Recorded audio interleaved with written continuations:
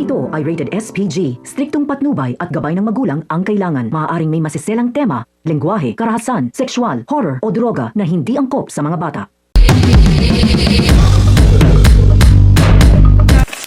Isang mapagpalang araw mga kapamilya, hindi inakala ni na Domingo at Umali na mabibigo ang planong ipagligpit si Salvador.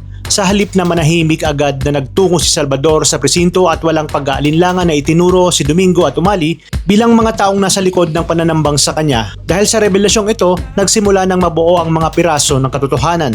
Labis namang nagulat si Maxine nang malaman niyang si Ricardo mismo ang umano'y nag-utos para patahimikin itong si Salvador. Matindi kasi ang naging epekto ng mga ibinunyag ni Salvador sa balita dahilan upang umatras ang mga investors at malagay sa alanganin ang negosyo nitong si Ricardo. Samantala malaking problema ngayon ang kinakaharap ni Domingo.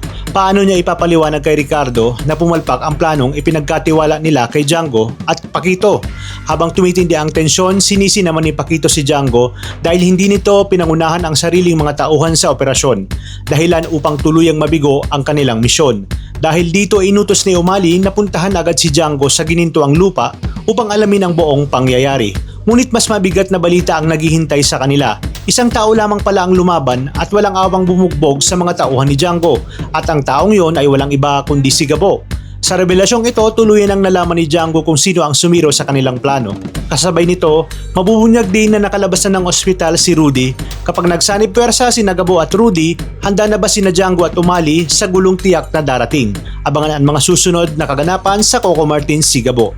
Maraming salamat sa inyong panonood at pagpalain tayong lahat, kapamilya!